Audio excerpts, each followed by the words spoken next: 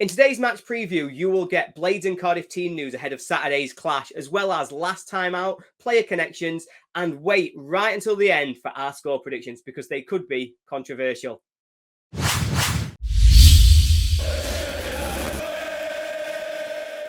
Hello, ladies and gentlemen. Welcome to the Sheff United Way and this match preview. We're going to be talking about Cardiff City versus your Blades, Sheffield United. It is the last match before the World Cup. All very excited for this one. Hopefully it's not as bad as the last game against Rotherham. But yeah, hopefully we can sign off with a win. Before I bring Ollie in first, I'm going to big shout out to Adam Davis for making the Wales squad, and also our star boy, 𝗍𝗶𝗶𝗃 for making the Senegal squad.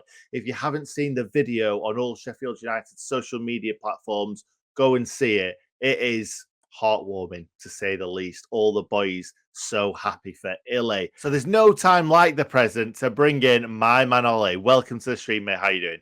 Oh, I'm good today. Thank you, Nick. Been very much enjoying that wholesome content on the United channel there, where we've been able to watch him die, get his news, watching the boys all be there for him. 𝗍𝗶𝗃 straight in with a high five, which we all love to see. Yeah, I've been enjoying that this afternoon.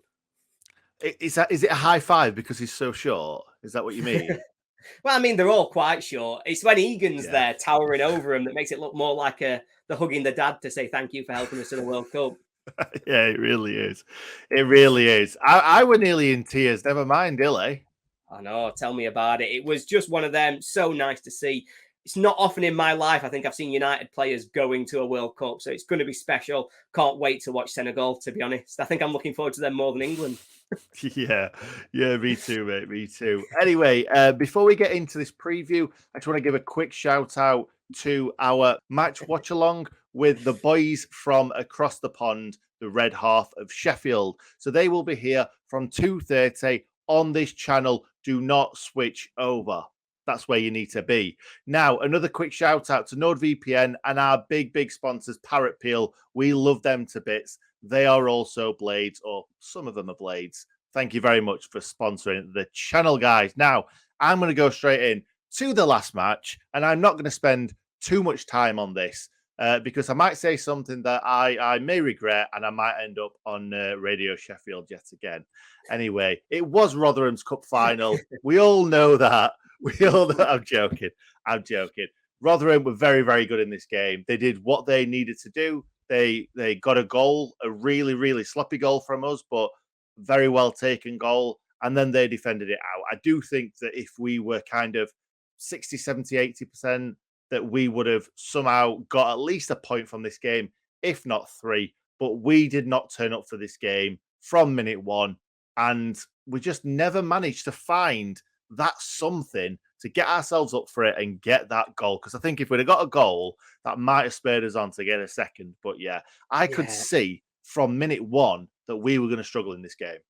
Yeah, we just weren't on it. It seemed as though that first half we thought we could play at 50% and still win this game. And that's never the way that you've got to play, particularly against a team like Rotherham who are high energy and they're really going to give everything they've got to try and beat you. I thought second half, like you say, if we got a goal, Egan has a fantastic chance about 47 minutes in. It connected well, but it's straight down the middle. If he hits that anywhere else, that goes in. United win that game. But ultimately, we didn't deserve it, and we did get exactly what we did deserve, which was a beating, because you can't turn up and not be ready to play, and we weren't. It wasn't to be. Let's stop talking about that now, and let's start talking about last time out, Ollie.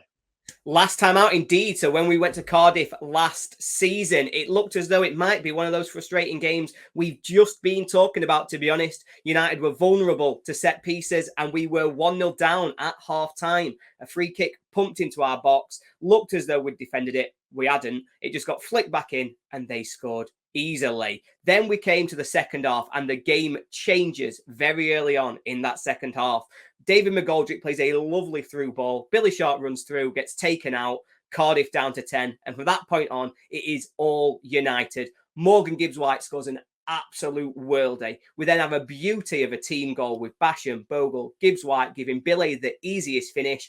And then 𝗍𝗶𝗃𝗃, our man 𝗍𝗍, gets the third with a somewhat lucky finish, I'm going to say. But Either that or we call it class. You can choose if you watch it again. In the dying minutes, we conceded from another set piece, something that we were quite vulnerable to at the end of last season. But a 3-2 win, and it just kept us rolling. We needed the win. We got it. Can't complain at that. No, definitely not. And we definitely hope that we're not as vulnerable for the next game. No, really, no. Fantastic. If we're that vulnerable this weekend, then we're going to be in real trouble. So we've got to make sure we stand up to defensive balls into the box. They're a big side, and we've got to make sure that we don't let them take advantage of us, as we did to Burnley. So we've got to be on the watch out for that. Yeah, too right, mate. Too right. Now, talking about the players that are going to be on the watch for stuff like that, let's talk about team news. Now, there's not a lot. There's not a lot in here, luckily. So there's 3 players that we're a little bit unsure about after the weekend. Ollie McBurney, we saw him hobbling around at the back end of that game against Rotherham. It looked like he twisted his ankle. I believe that's what he said on his pre-match presser too. But also in that, he said that he's ready and raring to go still. He will want to play against Cardiff and he will want to score. Ernell is also ill at the moment, so hopefully Ernell will be back for this game. That may have been one of the reasons why Hecky brought him off against Rotherham. We all know that if Ernell is fit and not ill, we want Ernell to play every single minute of every single game. And finally, really early on in the game, John Fleck goes down. He had to come off, and both him and Ollie left Bramall Lane on crutches and in boots and things like that. Obviously, we're thinking they're just precautions, but fingers crossed we have them for the next game because, as you can see on screen, I have got the predicted 11 as the exact same team, more or less, because I have no idea what Hecky's going to do in this game. We don't have a lot to play with on the bench, but at the moment, I think the only player that could come in is Doyle, possibly, because Doyle was said a couple of weeks ago that they're still a couple of weeks away from being involved. So hopefully Doyle's back and he might play instead of Osborne, or he probably will just play instead of Fleck if Doyle is back for this game. Now, Ollie, let's talk about Cardiff City. Cardiff City. So thank you very much to @𝗍𝗿𝗵𝐿, and he's got his information from View from the Ninian, 2 fantastic Twitter accounts for you to follow if you are interested in Cardiff or just Wales football more generally. Now, in their midweek defeat, Cardiff had a few players missing. They had Cedric Kipre out, Ryan Wintle out. They were both suspended. I think 𝗍𝗶𝗍𝗂𝗍 was out. He's injured. He missed out altogether. Whereas Harris and Colwill were both carrying knocks and therefore only came off the bench. It does sound as though they're back fit now. I think they're expected to, at the very least, be in the squad this weekend. So they look pretty much full strength. They've made a little bit of a shift in the last couple of games, gone from a 4-3-3 to a 4-2-3-1.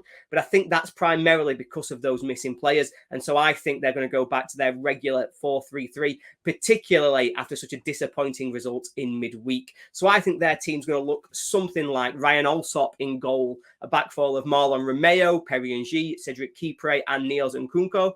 I think they'll have a midfield 3, Andy Rinomhota, Ryan Wintle, and Joe Rolls, with a front 3 of Jayden 𝗍𝗶𝗍, Callum O'Dowda, and our old friend Callum Robinson, someone we will have some memories of. Nick, what do you think?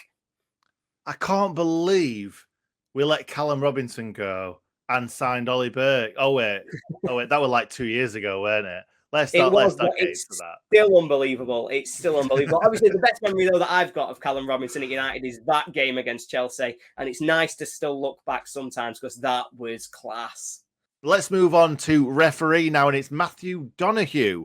And he has given 2 red cards and 2 penalties in his last 3 Blades games. So make of that what you will. If he's going to give any red cards and penalties, hopefully the red cards for them, the penalties for us. Now, let's move on to score predictions. And as always, myself and Ollie do this video every single week. So if you go on your YouTube app and this is staring you in the face, make sure you click on it and watch it from start to finish because we have a great time. We have a fantastic time.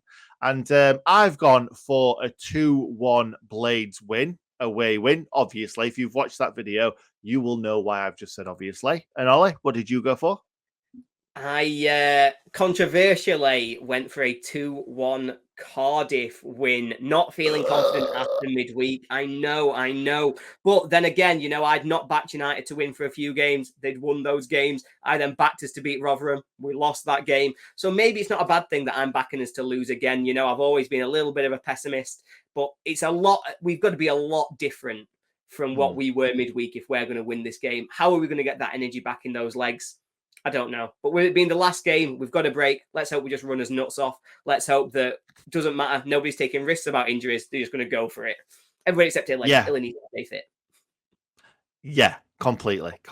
I don't think that Cardiff City are great at the moment either, but we were really bad in the last game. So if we play anything like we do against Burnley, we will wipe the floor with them. Play anything like we did against Rotherham, we will be the floor wiper-ness. We'll be wiped. Yeah, something like that. That works probably.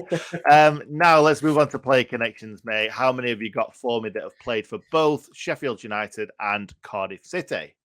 Oh, not that many, to be honest. I've struggled with this one. I've had running around, see who I can think of. If there's any names coming up to me, we've got John Brayford, obviously 𝗍𝗿𝗿𝗍, always a key one, always fond memories of 𝗍𝗍𝗍𝗍. Unfortunately, mine is not as impressive as his, but maybe one day. Other ones to shout out, Greg Halford, who of course was a great player for us, did well for us in the playoffs. I can remember that goal against Preston and I loved it. What about you, Nick? Have you got any more to shout for? Have I? Mel Rees started his career at Cardiff City. I do know that. Also, there's a manager connection in there. We spoke about him for the Rotherham game, as well as Greg Halford. Obviously, Neil Warnock had both of them, didn't he? Had him at both Rotherham and at Cardiff City. But he wasn't at United. I was going to say and at United, but I think that was Blackwell, weren't it? I've got the wrong manager. Yeah, completely wrong. Come on, mate. Come on. You're supposed to be a professional. Well, I'm not supposed to be a professional. You don't pay me. Come on, Nick. That's true. That's a good point. That's a very good point. Anyway, let's leave it there, and I'll not talk about payment at all. Thank you very much for watching, everybody. Hopefully, this is going to be one to remember. We're going to win this game going into the World Cup. This is the last match preview for a while. So, yeah, if you miss us, make sure you watch back every match preview we've done this season. But there is going to be a lot of content during the World Cup as well. A lot of Blades content. So, yeah, don't go anywhere. Thank you very much for watching. Thank you, Ollie, for being here. Thank you for having me, Nick. As always, thanks for watching, guys. I'll see you next time.